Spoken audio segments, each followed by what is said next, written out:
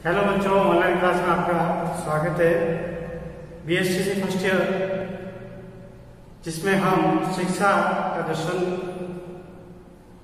शिक्षा के उद्देश्य, ज्ञान एवं पाठ्यचर्या के बारे में अध्ययन कर रहे हैं, जो दूसरी इकाई है, थर्ड इकाई है और दूसरा प्रश्न पत्र है, जिसमें भी हम महान दार्शनिकों के बारे में अध्ययन कर रहे थे। उसमें हमने अरविंद घोष के बारे में अध्ययन किया। उसके बाद में मीरा अल्फासा का परिचय, उसके बारे में अध्ययन किया।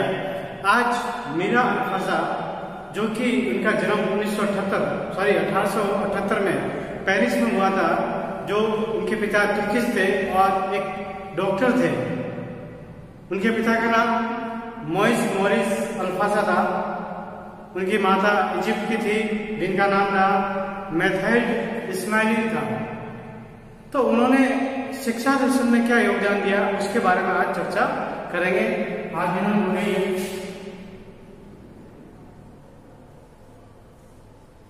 16/8/21,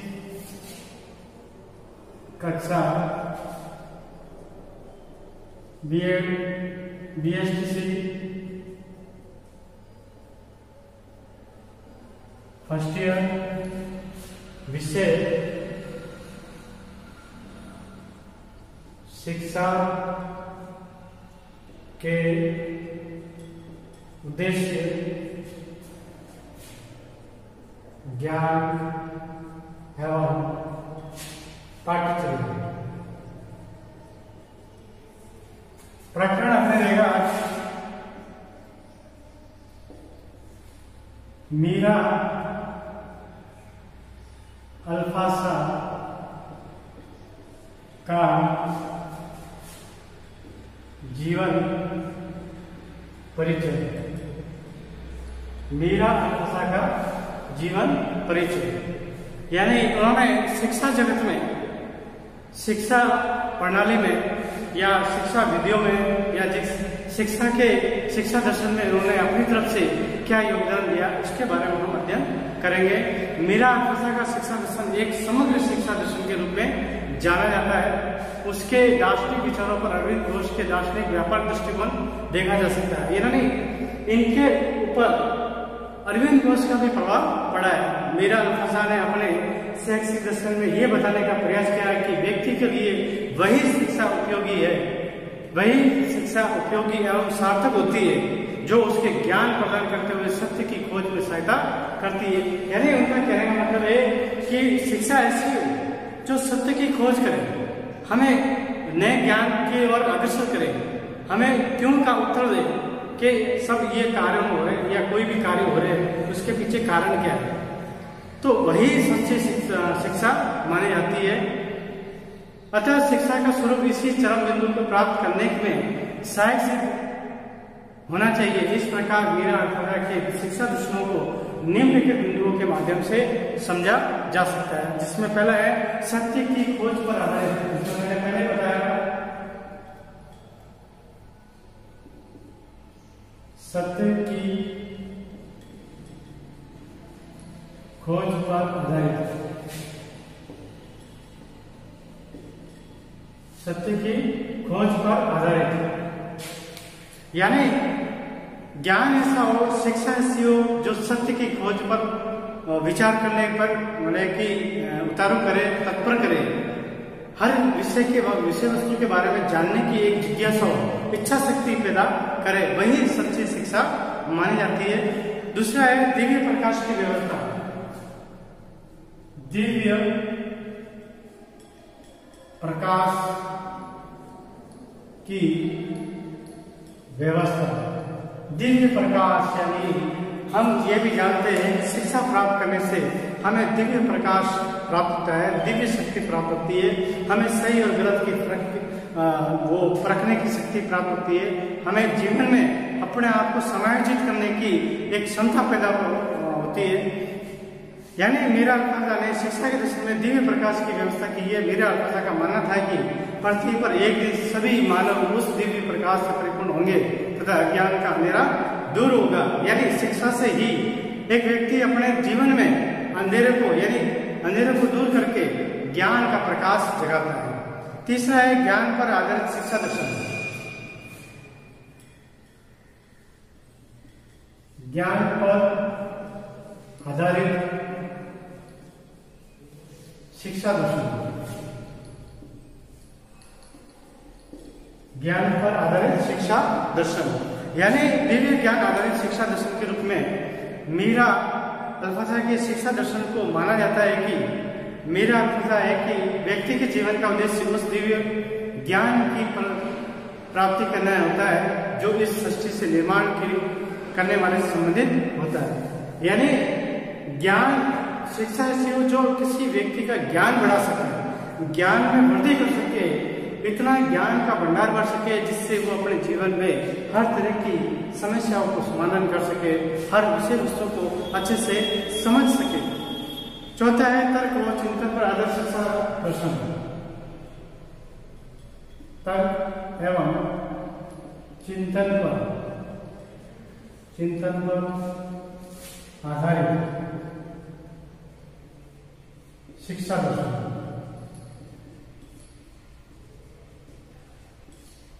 तर्क एवं चिंतन पर आधारित शिक्षा दर्शन यानी शिक्षा का मानना मतलब है कि मेरा अल्फाजा का मानना है कि शिक्षा ऐसी हो जो व्यक्ति को, शिक्षार्थियों को, अधिगमकर्ताओं को सोचने विचारने पर मजबूर करे, उनकी कल्पना शक्ति में विकास हो, उनकी तर्क शक्ति में विकास हो, उनकी चिंतन शक्ति में विकास हो। जो व्यक्ति जितना तर्क करता है, जितना मतलब है कि चिंतन करता है, उसकी हर तरह की ज्ञान में वृद्धि होती है, उसमें ज्ञान में सुधार आता है। ज्ञान हर 100% अच्छा बनाने की कोशिश करते हैं। फिर है पांचवा आध्यात्मिक व्यवस्था आधारित शिक्षा दर्शन। आध्यात्मिक व्यवस्था आधारित शिक्षा दर्शन। आध्यात्मिक व्यवस्था आधारित शिक्षा दर्शन यानी शिक्षा का सही अर्थ यही है कि व्यक्ति को एक आध्यात्मिक व्यवस्था अपनाए और मेरा अल्फाजा का दर्शन आध्यात्मिक व्यवस्था पर आधारित माना जाता है। उन्होंने विचारों को आध्यात्मिक व्यवस्था के बारे में प्रस्तुत किया तथा विकास के लिए उन्होंने योग एवं ध्यान की क्रियाओं को महत्वपूर्ण बनाया है। अंत में छठा है शरीर और आत्मा संबंधी दर्शन। शरीर एवं आत्मा संबंधी दर्शन। शरीर एवं आत्मा संबंधी दर्शन शिक्षा दर्शन। मीरा अल्फाजा ने बताया कि मानव का शरीर एवं आत्मा दो पृथक अवधारणा है। मानव का शरीर एक तरफ अलग है और मानव की जो आत्मा है वो भी एक अलग है। अगर मानव के शरीर में से आत्मा निकाल दी जाए तो आपको ज्ञात है कि शरीर एकदम व्यर्थ हो जाता है, शरीर बिल्कुल मतलब कि निरर्थक हो जाता है। तो शरीर के अंदर जब आत्मा जब तक रहती है तब तक शरीर कार्य करता है।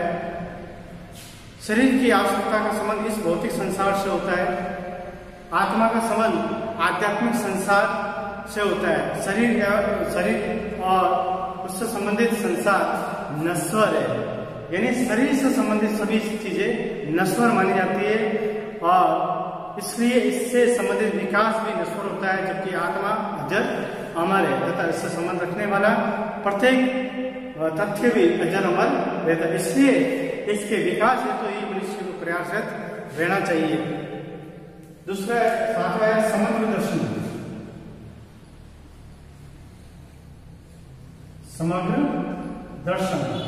समग्र दर्शन का मतलब है कि इस सत्य का विकास मानव जीवन में करना जब उसमें समग्रता उत्पन्न होती है, यानी व्यक्ति में जब समग्रता उत्पन्न होती है तभी वो शिक्षा उसके उपयोगी है, उसके जीवन में काम की है, उसके उद्देश्य पूर्ण है।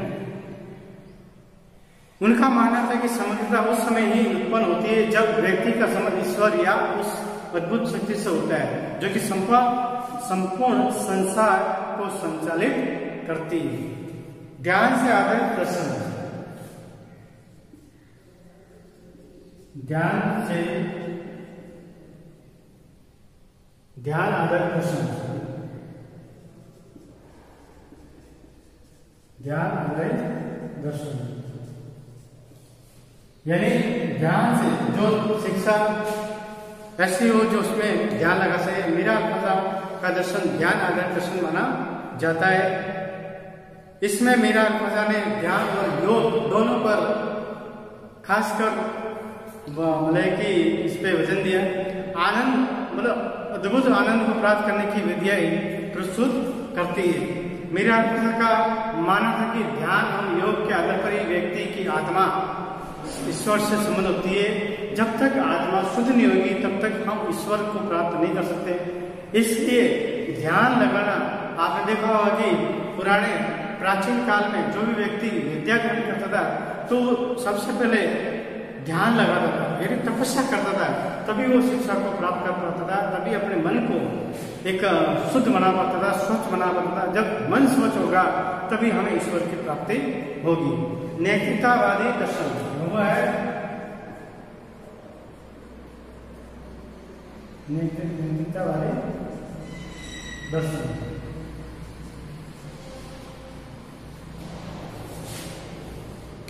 मेरा का दर्शन पूर्ण नैतिकतावादी दर्शन है।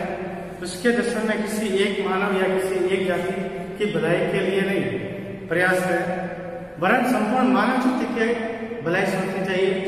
पूरी मानव जाति के बारे में हमें प्रयासरत रहना चाहिए, क्योंकि सर्वहित फिर सर्वहित, यानी सभी का हित करने के बाद ही हमें हमारा हित करना चाहिए।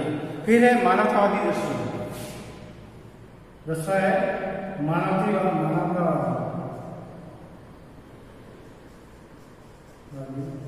दर्शन।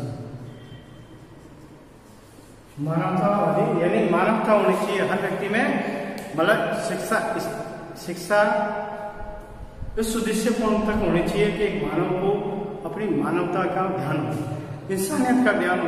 कई बार क्या होता है कि बहुत सारी किताबें पढ़ने के बाद में भी मानवता नहीं होती है, इंसानियत नहीं होती, किसी के प्रति एक इमोशन नहीं होते, संवेदना नहीं होती है, तो ऐसी शिक्षा व्यर्थ है, ऐसी शिक्षा कोई काम की नहीं। फिर आस्तिक दर्शन, क्या है आस्तिक दर्शन?